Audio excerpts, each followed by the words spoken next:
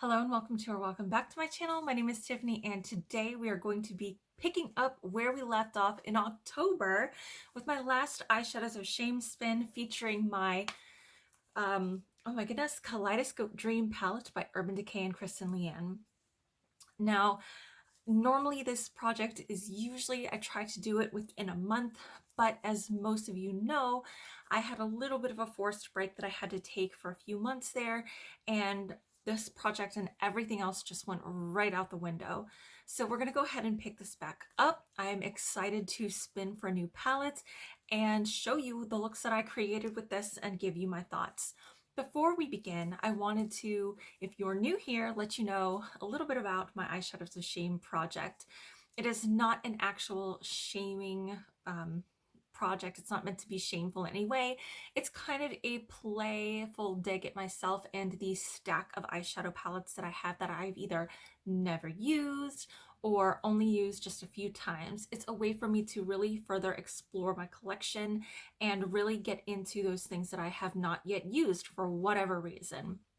And this was one of those that I had had sitting in my shelf for 4 years and had never once used. In fact, I still haven't even taken the plastic off the mirror, even though I have completed my project with this. So again, it's just kind of a playful way to get into my collection and explore things further. So if you want to see the video and the first look that I created with this, I will go ahead and have it linked for you there. It was a really pretty blue look that I did using these two blues, as well as I think that I used Leo as a highlight shade. Now again, to review, this palette is all of these are shimmer shades except for 13th Floor, which is a matte black, and Tahine, which is a matte bright orange. And this split pan right here is a duochrome split pan. And I don't know how much you'll be able to see of the split of the duochrome in there, but it is really, really pretty. Overall, I had an okay time with this palette. It worked okay. The only real dud shade, again, I had was this purple called Dye, D-Y-E. Of course here, let's put it right side up so you can see.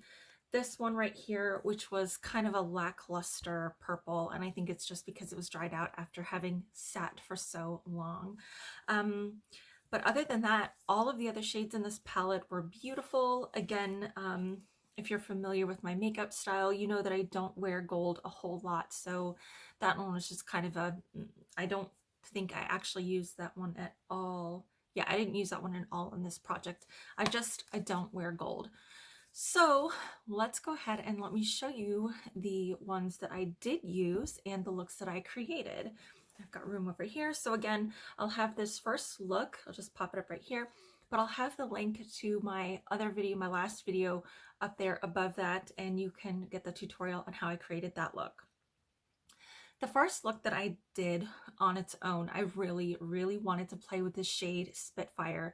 It is a beautiful, beautiful, almost a duochrome. In fact, I would be safe to say that it is kind of a duochrome shade. It is a beautiful magenta pink that has this lovely blue kind of lavender shift to it, and it is simply gorgeous. I used that one all over the lid as a single eyeshadow look with a small wing, some fluffy lashes, and underneath on the lower lash line I did a little bit more of that Spitfire, and then in the outer I have some of that dark purple, that dye color there, and on the inner corner I used Brixton as that inner corner highlight. I really loved how this look came out. I thought it was very pretty, very fun, and it was super easy and quick to do. The next look that I did, I just was feeling the orange, and I used Tahine all over the lid, and I also used some of my indie singles to pull into that look as well, as you'll see up here. I believe that I used one of my Copacetic Cosmetics flakies on top of that Tahine. It just created this beautiful orange, just warm orange base. I used a little bit of 13th Floor to just kind of bring in a little bit of depth in there. And I really loved this look. I don't wear oranges a whole lot, but this one was super, super fun, and I really enjoyed that. I felt like Tahine was kind of an anomaly with this palette, and I would probably like it a little bit more if I wore the gold with it, Stay Gold with that orange, but again, I just don't. So I did have to pull in some of my my singles for this to kind of make that Tahine work for me. And again, I really liked that look. I thought it was very, very pretty. The next look I did, I used Lime Time all over my lid. I love, love, love a simple, bright green lime eye moment. I have used nothing but solid green before multiple times, and it's just one of my favorite, favorite, favorite looks to do. Just Lime Time all over the lid, either paired with a wing or not, or just mascara or some lashes. There's really a lot of different ways to amp this up, and I just Lime Time all over. I didn't need anything else, and I loved this look a lot. The next look that I did that was kind of a single shadow too, that really surprised me pleasantly, was this look here. I used Corona all over the lid. Corona is a beautiful shimmery rose gold, and as you can see, I have it all over the lid. I've got it blended up out towards the brow bone, and here I used it under the eye as well with a just a simple wing. I think I have a Yes, I used 13th Floor as kind of an eyeshadow wing. I'm also looking down at the pictures here as like a shadow wing, and I packed some more of that Corona on top of it to give it more of a subtle wing instead of a stark black wing. And I have it underneath my eye too with last year's Make It Black ColourPop Rose Gold eyeliner, and it was just the perfect match, a great eye look, and surprisingly, I really liked this one a lot. It was very nice. The last look that I did with this is probably one of my favorite looks that I have done overall. Yes, I love Lime Time. I love a lime eye shadow look, but this one definitely surprised me a lot. This one is just two eyeshadows. I used Spitfire all over the lid. I smoked it out, blended it out. There, those are the words I wanted. I blended it out all over the lid, and then I took a very small eyeshadow brush, one of my very small pencil brushes, and I just blended 13th Floor into it. And you can see that that black eyeshadow, that matte black mixed in with that Spitfire, created this lovely, deep, I don't know why I'm putting my hand up in the way, created this lovely deep purple that just blended out, and I was able to create that beautiful shape there. And I just used those two colors. I used Spitfire and 13th Floor. They blended beautifully together. I was able to create this really fun, playful look, and I think this is probably my favorite of the whole project for this go around.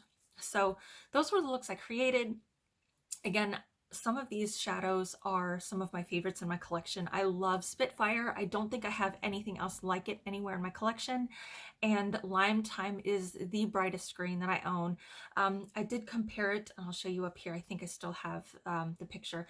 I did compare it to the bright green in the Juvia's Place, the Zulu palette.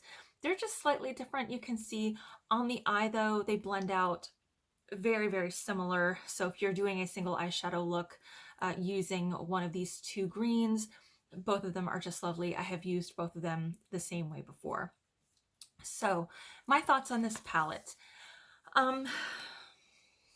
It's just okay. I think that I haven't really been feeling the urge to reach for it since I did complete this project.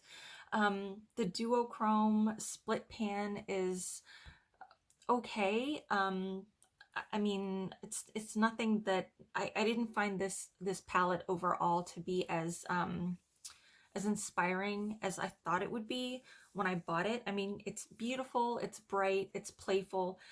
This matte black is phenomenal, one of the best in my collections. And two of these these two colors right here, Lime Time and Spitfire, like I said, are some of my favorites in my entire collection. But I just I'm not sure how much use I'm going to get out of it. It's going to go back, you know, on my shelf in my collection, but it's just not a palette that, I don't know. I'm not sure. I'm just kind of indifferent about it, I think, right now, which is kind of sad because I remember seeing this for the first time and loving the colors, and, you know, these shades of blue are beautiful too. I have them a couple times over in my collection. Knowing that this purple is very, very lackluster and dry and just doesn't perform well is just, again, this big pan of gold, not one that I'll wear if ever. And Corona is a rose gold that I like, okay, but it's just not a color that I really gravitate towards. I think that it's really pretty for a more neutral look, but if I'm going for a neutral eye, I'm usually pulling for a matte mauve or something like that, and not this. So it's okay. I'm not upset that I have it in my collection, but I just don't know. I just really don't know. So that's how I feel about that. Even though I did create some lovely looks with it, it's just not a palette that I have been pulled toward to use more than once, more than this one time in my project. I'm struggling for words now. But I am excited to go ahead and spin for the next palette and create a new look and see where we can go for this next round. So let me pull up my app and see what we will get for next time. Okay, so here we have my Shadows of Shame in my Decide Now app. I really love this. If you watched the last video, you may see that there are a few more pie slices here because I did purchase a few more over the break. And so we've got a few other palettes in here.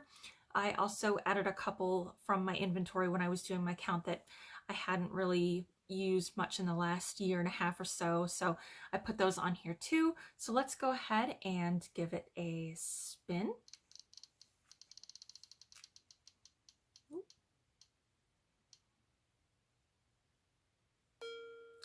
All right, Fine Feathered. Fine Feathered is very neutral. It's very pretty. But let's see if I can get something else with this too.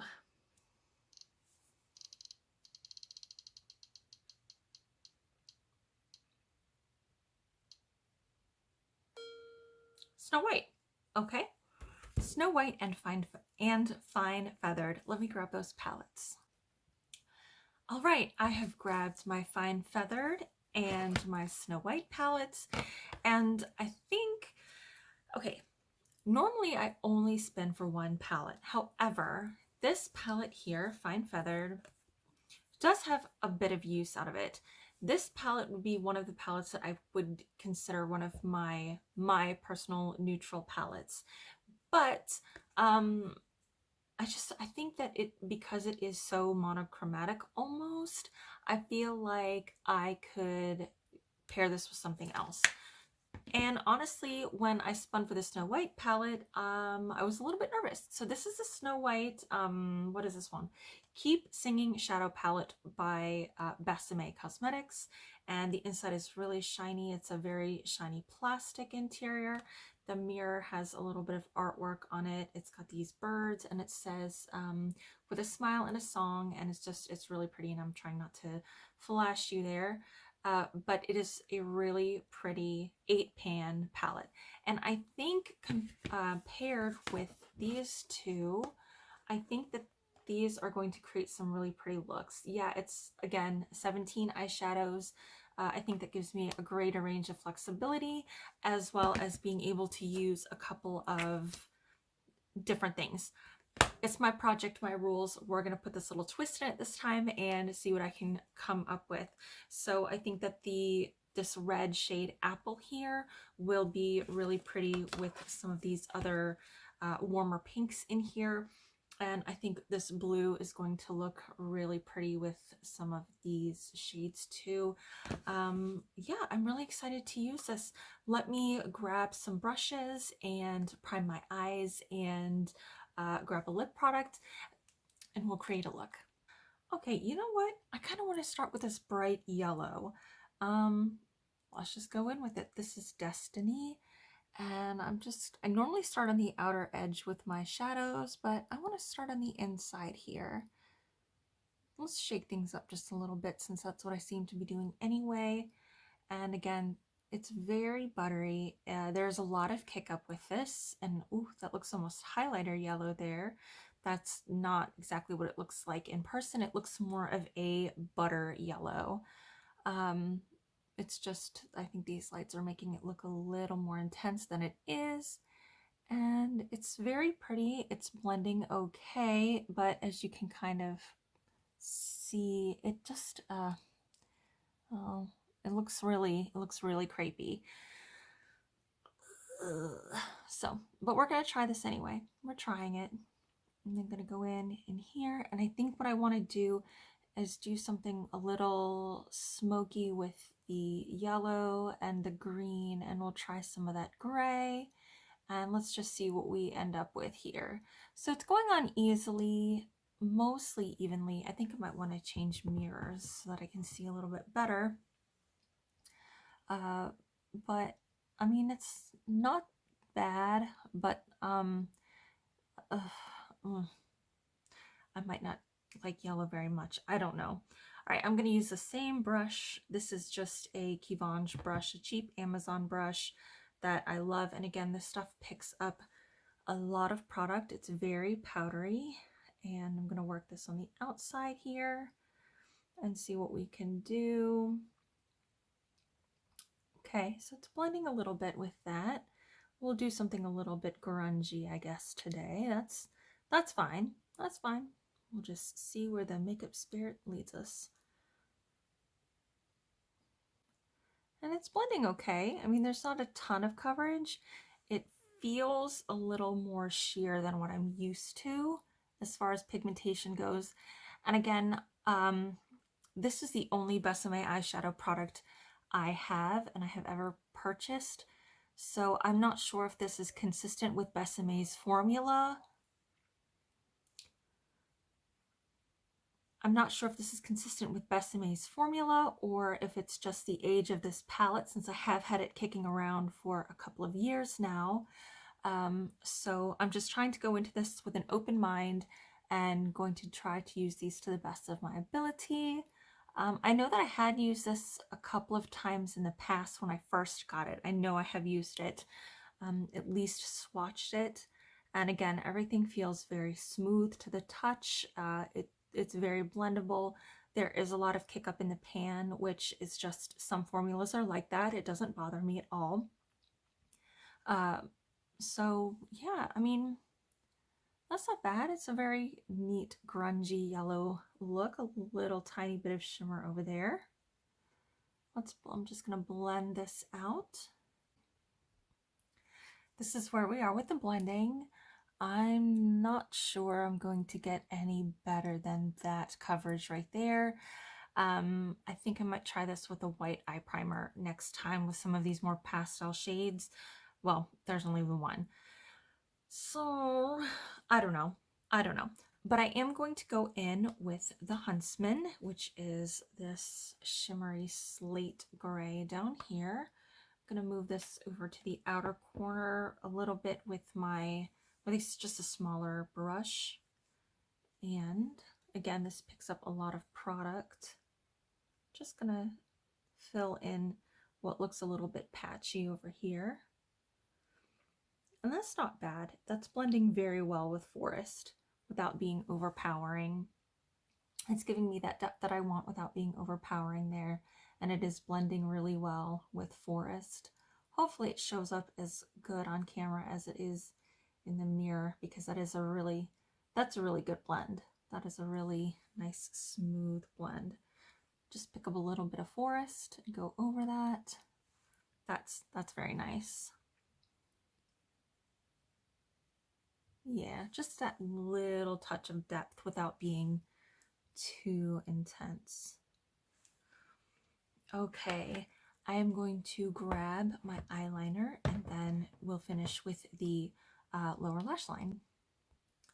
For my waterline, I have my Urban Decay 24/7 in Zodiac, which is a really pretty forest green, and I'm going to clean that up here in just a second. I actually want to go ahead and take a little bit of Forest on, this is just a flat